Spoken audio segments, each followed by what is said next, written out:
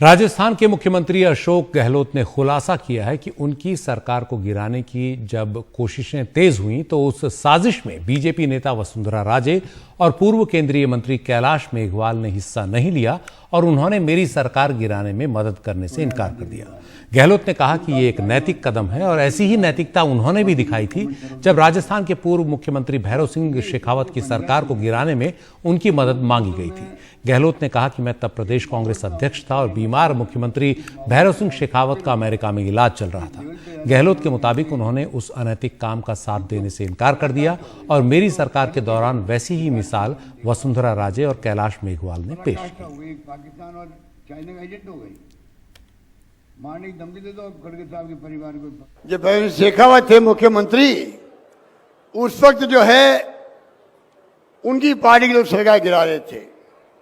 मैं प्रदेश कांग्रेस अध्यक्ष था, मेरे पास लोग आए, मैंने उस वक्त कहा था अगर मैं चाहता तो उनके साथ शामिल होकर के सरकार गिर सकती थी भैरव सिंह जी की। वो मैंने कहा तुम ये अनैतिक काम कर रहे हो। वही बात कैलाश मेघवाल ने और वसुंधरा सिंधिया ने कहा कि हमारे यहाँ कभी परंपरा नहीं रही है इस प्रकार चुनी सरकारों को गिराने की पैसे के बल पर। ये कहा उन्होंने, क्या गलत किया उन्होंने, क्या गलत किया उन्होंने।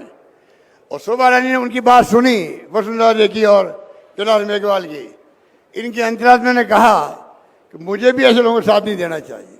क्या गलत किया शोभा रानी ने, इसलिए हमारी सरकार बची है। और इस मसले पर ज्यादा जानकारी के लिए हमारे साथ हैं हमारे सहयोगी हर्षा कुमारी सिंह। हर्षा, हमने बात सुनी गहलोत की, इसके पीछे अगर सियासी वो देखें तो क्या लगता है आपको, तारीफ करके वसुंधरा राजे की गहलोत क्या हासिल करेंगे? देखिए, ये काफी साफ है जो उन्होंने एक तो पहली बात है कि उन्होंने जो नैतिकता की बात कही है वो राजनीतिक रूप से एक संकेत है कि जो सरकार गिराने की जो साजिश हुई थी उसको उन्होंने एक मॉरल कॉन्टेक्स्ट दिया है। तो वो एक मैसेज है वोटर के लिए, खासकर जब इलेक्शन आने वाले हैं 7 महीने में। दूसरी बात है कि हम जानते हैं कि विभाजन है राजस्थान में, खासकर कांग्रेस में भी है और बीजेपी भी में है। तो ये जो विभाजन है इसको भी उन्होंने सीधा उस पर निशाना साधा है कि देखिए बीजेपी में भी कोई लोग थे जो सरकार गिराने के पक्ष में नहीं थे, यानी कि बीजेपी इसमें एकजुट नहीं थी। और दूसरा, उन्होंने अपने ही एमएलएज को जो उनके पार्टी के खिलाफ जिन्होंने रिबेल किया था उनको भी उन्होंने सीधा निशाना साधते हुए कहा है कि आपके जो पैसे मिले थे वो आपने लौटाए नहीं अभी तक, है ना। तो ये बड़ी एक, अगर आप देखेंगे तो काफी लेवल्स पे ये काम कर रहा है। एक तो वोटर को सीधा निशाना है और दूसरा उन्होंने बीजेपी को टारगेट पे ले लिया है और अपनी ही पार्टी के जो लोग उनके खिलाफ काम कर रहे हैं उनको भी टारगेट पे ले लिया है। क्योंकि आपने देखा कि सचिन पायलट अलग राह अपनाते हुए दिख रहे हैं। उन्होंने करप्शन पे क्रूसेड किया है, उन्होंने वहां पर बाड़मेर में एक रैली करी थी।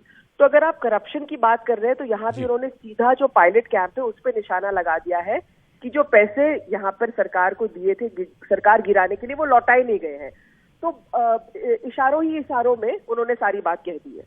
जी शुक्रिया हर्षा। और अशोक गहलोत मंझे हुए नेता हैं, उनके हर बयान के पीछे कुछ ना कुछ रणनीति भी जरूर होती है।